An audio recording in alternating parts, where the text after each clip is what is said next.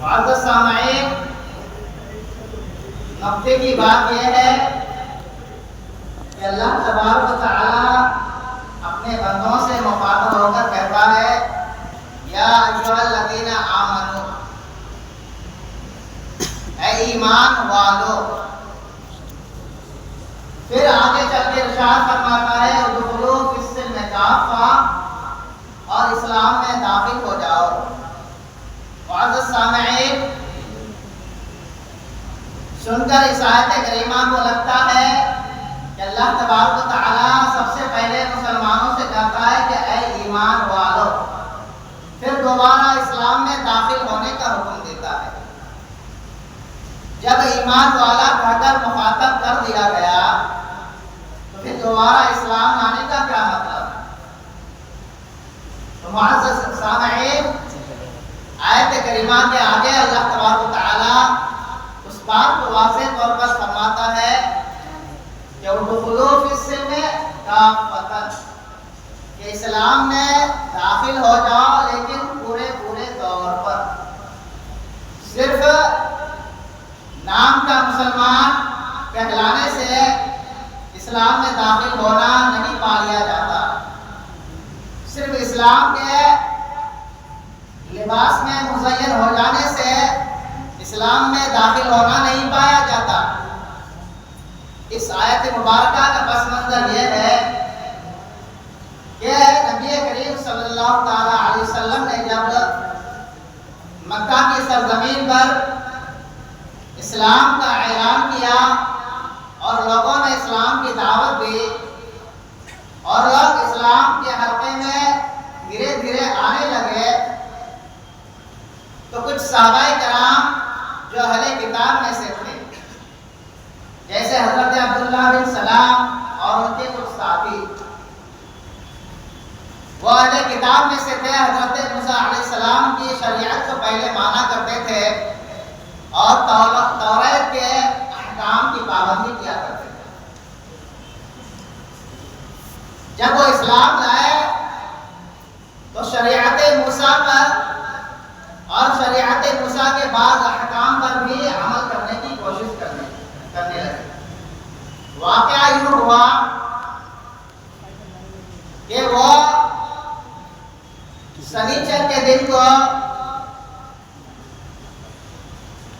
کسی شکار پر جانے کو ممنوع سمجھنے لگے اور اونٹ کا دودھ اور اونٹ کا گوشت کھانے سے پرہیز کرنے لگے، یہ سمجھ کر کے کہ حضرت موسیٰ علیہ السلام کی شریعت میں اونٹ کا گوشت کھانے، اونٹ کا دودھ پینے اور سنیچر کے دن شکار پر جانے سے منع فرمایا گیا ہے، اور اسلام میں ان چیزوں سے بچنا صرف مباح ہے، بچنا لازم قرار نہیں دیا گیا ہے۔ تو وہ یہ سمجھ کر کہ ہم اگر ان چیزوں سے اجتناب کریں تو اسلام پر بھی عمل ہو جائے گا اور حضرت موسیٰ علیہ السلام کی شریعت پر بھی عمل ہو جائے گا۔ وہ حضرت موسیٰ علیہ السلام کی بعض شریعت کے بعض احکام پر عمل کرتے تھے اس طرح سے۔ تو اللہ تبارک و تعالیٰ نے قرآن کی آیت نازل فرمائی اور باضابطہ طور پر بیان کر دیا گیا کہ ایمان والو، اسلام میں پورے طور پر داخل ہو جاؤ، اس طور پر داخل ہو جاؤ کہ اب توریت کے احکام منسوخ ہو چکے ہیں اور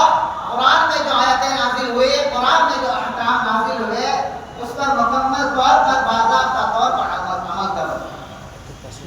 معزز سامعین، ہم مسلمان، اللہ تبارک و تعالیٰ قرآن مجید میں دوسری جگہ ارشاد فرماتا ہے یا ایھا الذین آمنوا آمنوا، کہ ایمان والا ایمان لے آؤ۔ تو معزز سامعین، ایمان والوں کو ایمان لانے کے لیے کہنے کا مطلب یہی ہے کہ جب ایمان لے آئے، اسلام میں داخل ہو گئے، تو اسلام کے احکام اور جو اللہ تبارک و تعالیٰ کے فرامین ہیں ان پر مکمل طور پر عمل کرنے کی کوشش کرو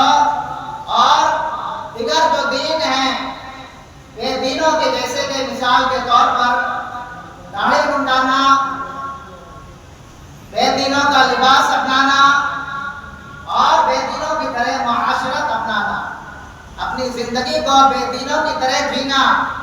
یہ سب ایمان کی کمزوری ہے۔ تو معزز سامعین، اللہ تبارک و تعالیٰ نے آگے کہا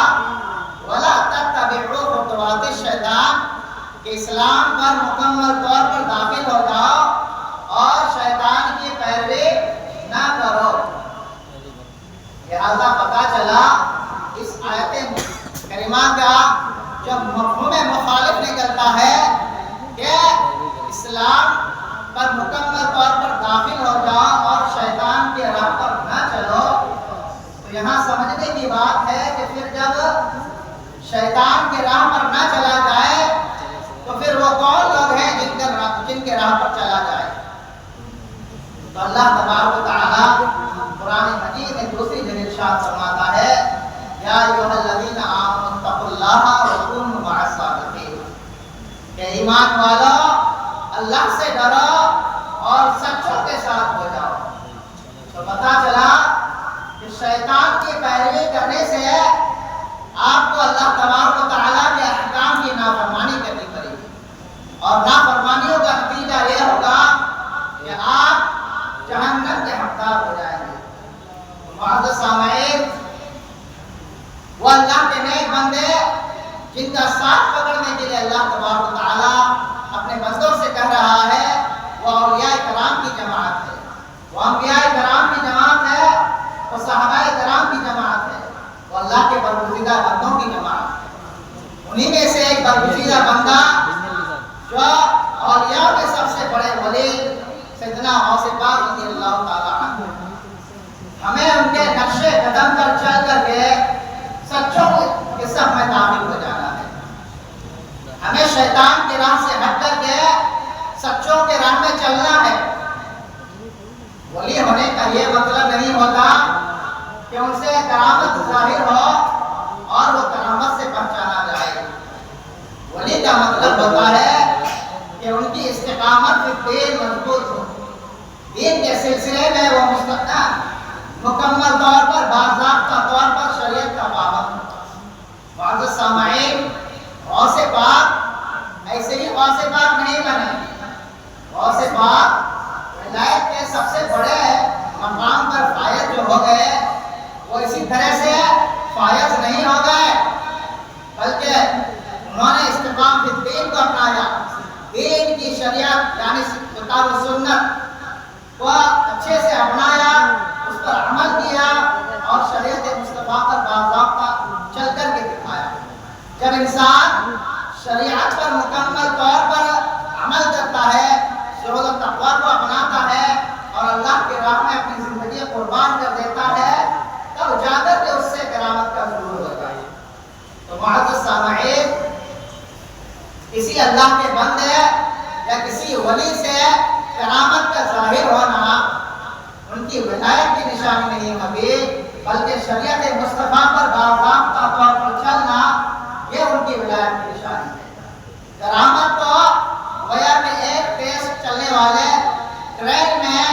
جب اگل بغل سے ڈھول اٹھتا ہے، انہی ڈھولوں کی طرح سے کہ تیز ٹرین اللہ تبارک و تعالیٰ کی معرفت ہے۔ جس طرح سے کوئی ولی اللہ کی معرفت کے لیے جدوجہد کرتا ہے اور شریعت کی پابندی کرتے ہوئے اللہ تبارک و تعالیٰ کی معرفت حاصل کرتا ہے، اس تیزی میں یہ کرامتیں آ جاتی ہیں۔ کرامت ولی کی پہچان نہیں ہے، استقامت بھی ولی کی پہچان ہے۔ معزز سامعین،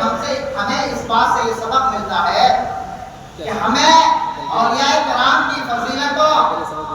ان کی فضیلتیں اپنی جگہ مکمل ہیں، ہمیں ان کی فضیلتوں یا ان کی کرامتوں سے اپنے آپ کو خوش کرنے کی ضرورت نہیں ہے۔ ہمیں اولیاء کرام کی سیرت کو اپنانے کی ضرورت ہے، ہمیں اولیاء کرام کی زندگی کو دیکھنے کی ضرورت ہے کہ وہ کن راہوں پر چل کر کے وہ مقام حاصل کیا۔ اولیاء کرام اتنے بڑے مرتبے پر جو فائز ہوتے ہیں، ان کے لیے انہوں نے کوششیں کی ہے اور اللہ تبارک و تعالیٰ کی معرفت حاصل کی ہے۔ لیکن ہم مسلمانوں کو سوچنے کی ضرورت ہے کہ ہم غوث پاک کا دامن تھامنے والا کہلاتے ہیں،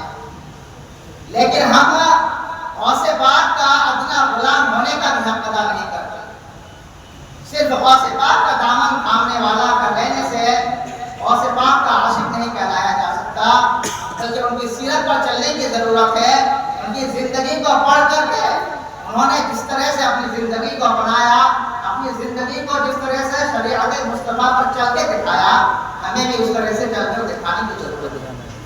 معزز سامعین، ہم سبھی کو چاہیے کہ ہم اولیاء کرام کی بارگاہ میں عقیدت و محبت کے ساتھ اصالِ ثواب کریں، ان سے وسیلہ لیں، لیکن سب سے زیادہ جو ضروری بات ہے وہ یہ ہے کہ ہم ان کی زندگی سے کچھ سیکھیں، ہم ان کی زندگی کو اپنانے کی کوشش کریں اور اس طرح سے عمل کر کے اللہ تبارک و تعالیٰ اور اس کے رسول کو راضی کرنے کی کوشش کریں۔ معزز سامعین، انہی چند باتوں کے ساتھ میں اپنی بات کا ختم کر رہا ہوں۔ استغفر اللہ ربی من کل ذنب وتوب علیہ وعلیہ